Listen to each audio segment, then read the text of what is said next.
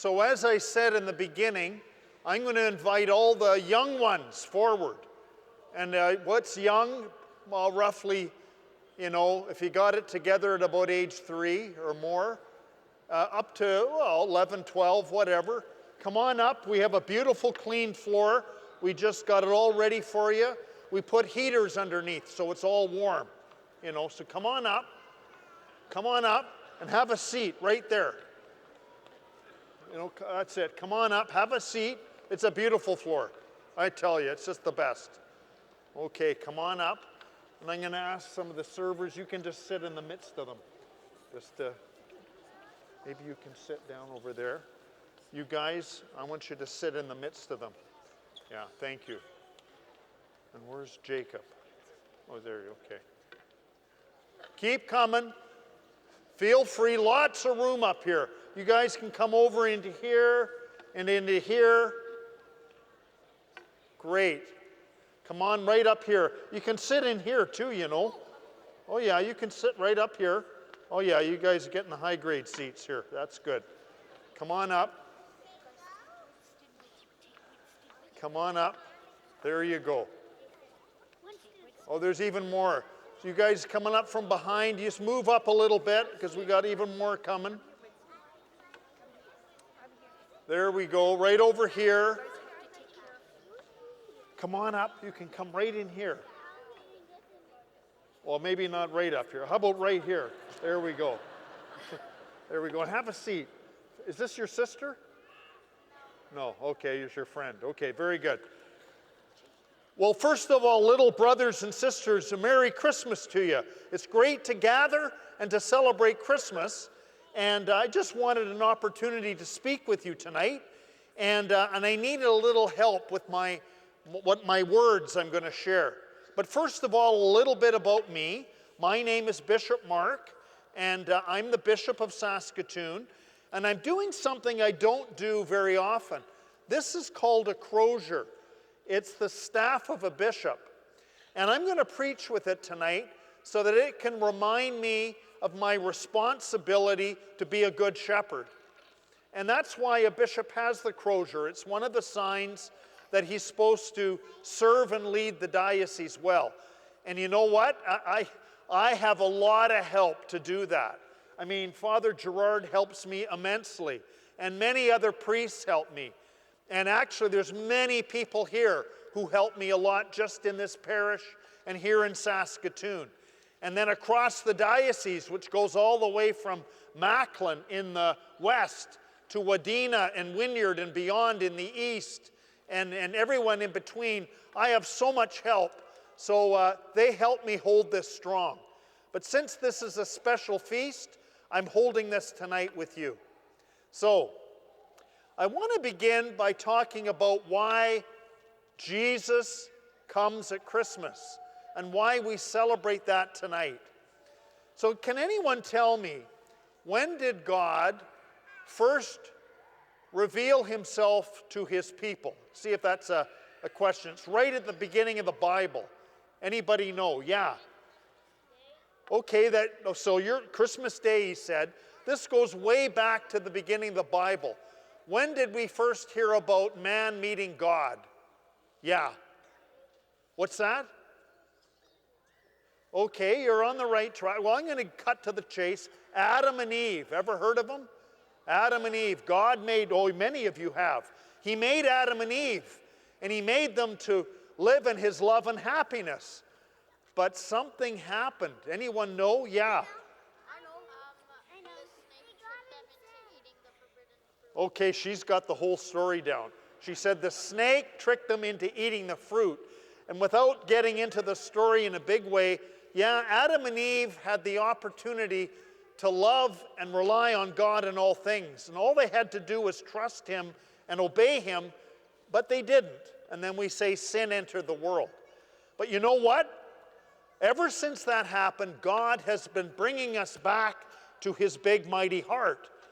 And the Old Testament is the first part of the Bible, is the story about all the prophets and the kings who are bringing the people to God. And he has a promise to them. I will deliver you from all darkness and all problem, and you will be my people, and I will be your God, and you will live life abundantly. Well, guess what? Easier said than done, eh? And so, we heard in the reading tonight from Isaiah, there's a message there.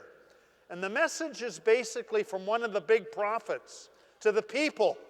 I'm bringing you back to bless you. Now, they had a hard time believing that because you know what?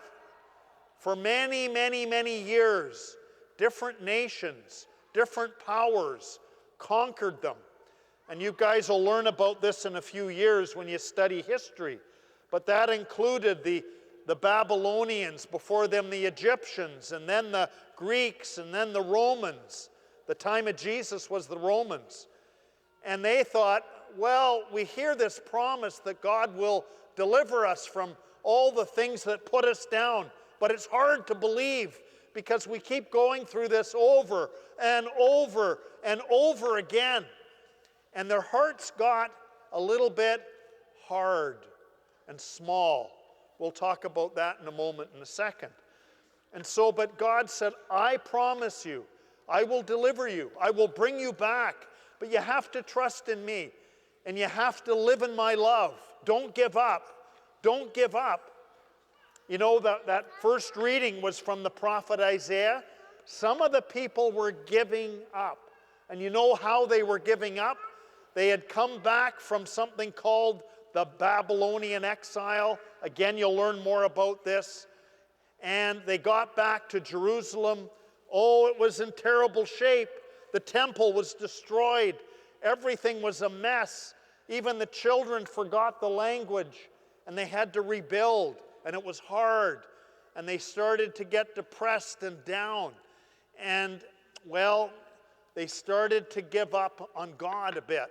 And they went back to things that they shouldn't do. But God said, trust in me and I will deliver you. Trust in me and I will deliver you. Well, now we fast forward to Christmas. So finally, guess who comes? Jesus. You guys all knew that. Jesus comes. And you know what? Many people thought, well, the way God is going to show us the way he's going to conquer for us, all the peoples, he's going to give us a mighty king with the strongest horses and chariots. You got to think about the time of Jesus. 2,500 years ago, there were no planes. There were no tanks. You know what was the most powerful thing that an army had? Guess what it was? What? A whip. Okay, well, you're partly right. Yeah? Yeah, horses and chariots. That was how you asserted your might if you were a mighty nation back 2,500 years ago. So the nation with the horses owned everything, and they asserted their power. And that's why in the Old Testament it says, not with horses, but with my love you will find your way. Interesting, eh? So, Jesus doesn't come as a king with horses and chariots. How does Jesus come into the world? Anyone know? Oh, he comes in a manger. Now, you're right, first of all. Get this. A manger is a dingy little thing that usually holds maybe a small lamb or a baby animal. And it's not in a hotel or in a palace, in a barn. Yeah, in a barn, not even in the Holiday Inn, for crying out loud, in a barn. And he's out with the animals. Who are the first to see him? Yeah. See Jesus, the baby Jesus. Mary and Joseph, and then the angels go to the, well, no, it's just before the wise men. The shepherds who are watching their flocks by night. Now, the shepherds sound cute, but you know what? They were poor, tough guys. And they're just putting in time to make a bit of a wage and keeping the wolves away from the sheep. Because the wolves, they love the sheep, well, in a different way. They like to eat the sheep, you know. And the angels reveal themselves to the shepherds. Why do you think they revealed Jesus first to the shepherds? Yeah. Well, interesting. He says, because God's a shepherd for us. That's a good theological interpretation. You might be a priest. Yeah. Didn't mean to scare you. Okay. Well, the shepherds are poor people. And God came to especially those who are poor and in the greatest need. Now, you know what? Ultimately, we're all poor people and in need. But the shepherds represent that in a special way. So, Jesus comes for not just certain people, but all people. And he comes as a little one born in a barn.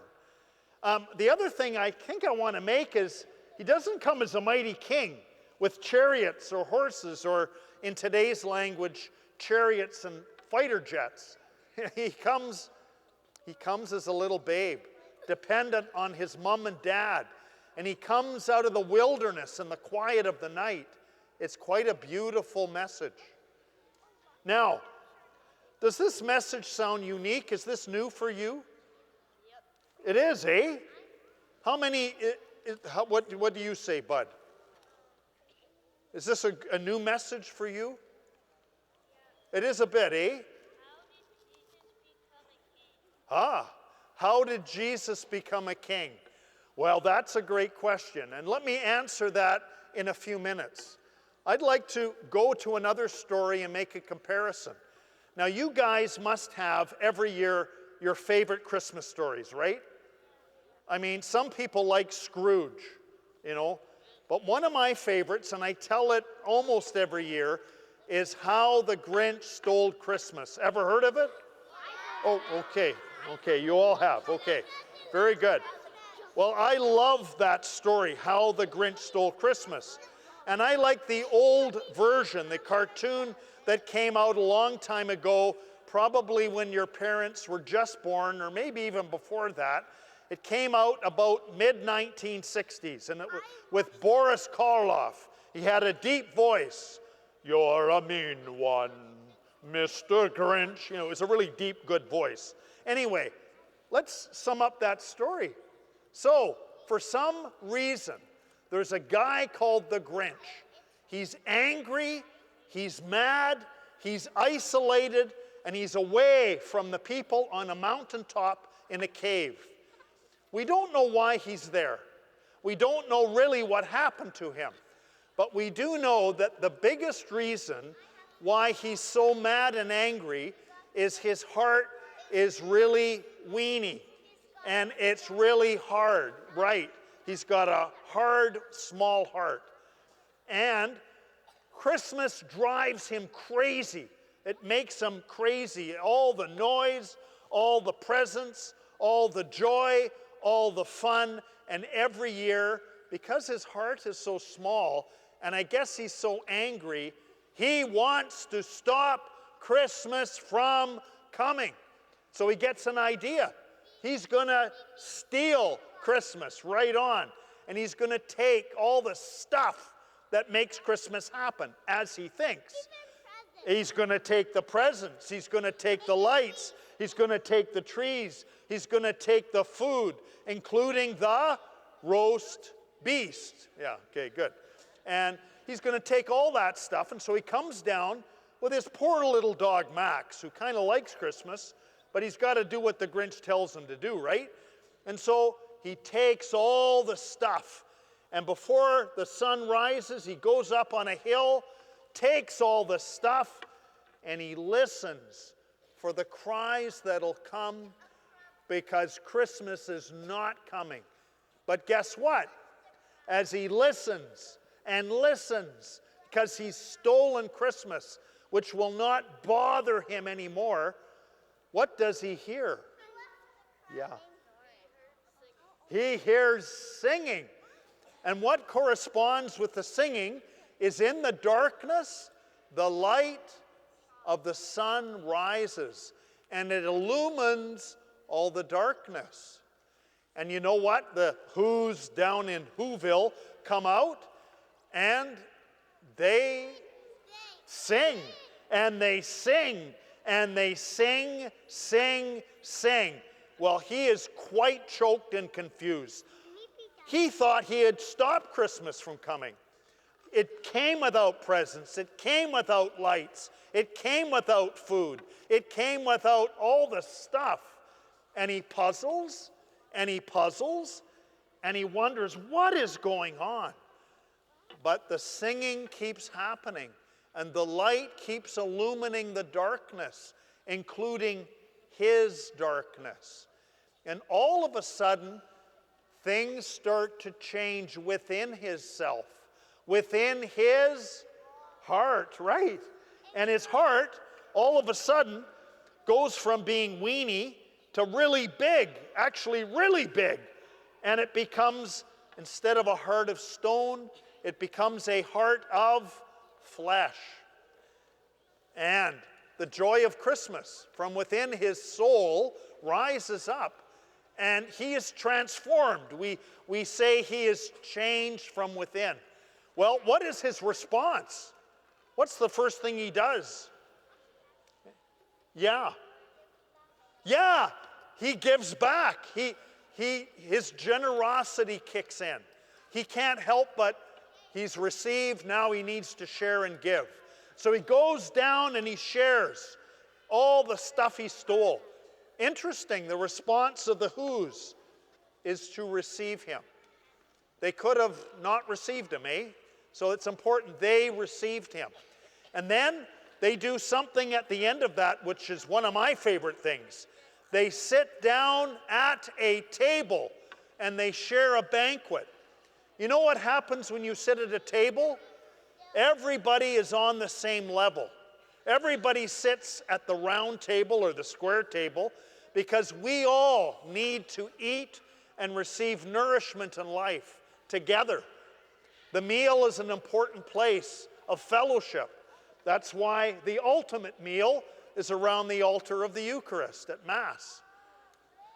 So, the message of Christmas, of how the Grinch stole Christmas, is, life can be hard. And I say this to some of the adults here. A few years ago, well, maybe many years ago, an old priest said to me, Mark, as you age, you have two choices as a priest. I said, really? He said, yep, and you got to choose wisely. He said, you can be an angry old man or a wise old fool. Choose wisely. Well, I'm still learning about the wisdom of that. And I think the Grinch shows us the way from the angry old man to the wise old fool. Now, I want to conclude with one more message. You guys, you young men and women, you live in a world that has many blessings, but we have many challenges too. And I know your parents and your grandparents and others were kind of worried about the war and conflict going on in the world right now. It's really tough. Now, at the time of Jesus, it was tough too. And you know what? The world has always had many challenges.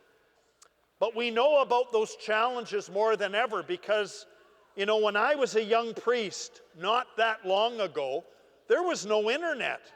There were no iPhones. Well, now I know what's going on in the other side of the world within 2 minutes going to my iPhone. I know it's so close, the good things and the bad. And so we know there's terrible wars going on in the Middle East and also other parts of the world that we don't hear as much about. So what do we do in this? How do we celebrate Christmas when all of the challenges are around us? Well, we have a pope named Pope Francis. He was named after Saint Francis. And Saint Francis, there's one phrase attributed to Saint Francis in his prayer for peace. And it goes like this: Lord, make me a channel of your peace. Make me a channel of your peace. Where there is hatred, let me bring your love, and so on. So one of the prayers I'm hearing rise up from many people as we look at the problems and challenges in the world is what I can do, not just how I pray, but how I live. And so many people are praying, Lord, Make me a channel of your peace. Make me more like Jesus. And you know what, you guys? There's kind of three options when we're looking at the state of the world. One is to, oh, it's so terrible. Let's just pull away. Let's enjoy life for what it is on our own and let it pass by. Well, that's a problem because it doesn't really happen. Well, the other is, I'm going to protect everything to the point where I got mine and no one's going to mess with it. That's a problem too. And the other is to be open and engaged, to care. Not to worry and be anxious, but to be a citizen of the world and to have the mind and heart of God. Now, where's Jacob? He's going to help me for one thing. Jacob, where are you? Come on up here. There's a Jacob. So Jacob is going to help me. So sometimes when there's a division, challenge, and we're dealing with a situation where someone's really messing with us and causing us pain and harm, one is that we can cower and pull away, or the other is we can push back hard. We push back. If I push on Jacob, the immediate reaction is he's going to kind of resist, and that's natural, right, Jake? Jacob has the name, the one who wrestled with God. I do actually wrestle. And that's pretty good, eh? Did you know that? Oh, you did? Okay. You do wrestle. Okay. And it's good to wrestle with God. My proposal to you is there's a third way that Christ shows us at Christmas in his life. When we're dealing with difficulty, there is the third way. Not where we hide and not where we just fight fire with fire, which, sometimes seems like the noble way. But the third way involves strength, it involves discipline, it involves caring, and it involves standing up for what is good and true and helping others as best you can. And Jesus summed it up, now this might push you a bit, in two great teachings. The two great teachings of the Old Testament. Anyone know what they are? Yeah. He walked on water. Oh, that's a good one. Yeah. Well, the two greatest commandments, love God with all your heart, soul, strength, and might, and love one another as I have loved you. The first teaching. The second teaching. Let me give you a hint. There's 8 of them. I thought you'd know this, JP. The 8 Beatitudes. The 8 Beatitudes. I know, I'm not to pick on you. And you know what? Blessed are those who hunger and thirst for what is right. It's good to be hungry for what will really fill you. Here's another one. Blessed are the meek. They will inherit the earth. The meek are those whose power is trained and under control. A horse that's not trained is wild, is crazy. But a horse that is meek is tamed, his power is potent. Well, we are called to be meek in that sense as well. And the other Beatitudes you'll learn as you grow. In other words, brothers and sisters, the third way to live peace is having the mind and heart of who? God. Of God. Who does God reveal himself to us in? Jesus Christ, who comes at Christmas. We've come full circle. That's why Christmas is such a big deal. Christ is everything, and yet he comes as a servant. Guess what? He goes all the way to give his life for us on a cross at Easter, just before that on Good Friday. Christmas gets us ready for Holy Week and Easter. So little brothers and sisters, a blessed and Merry Christmas to you. May Christmas help your heart become a little bit bigger and a little bit more generous. And may Christmas also help your mind and heart be very engaged and creative about how you are called to make a difference for good in the world like Jesus. Because it is all about Jesus, and it's good to celebrate Christmas together. Well, you guys, I think you've done pretty well. What do you think? I think you have. Well, thank you for helping me with the homily tonight. Why don't you go back now to your parents, and we'll carry on with the Mass, and may God bless you. Okay. Thanks, but come on up.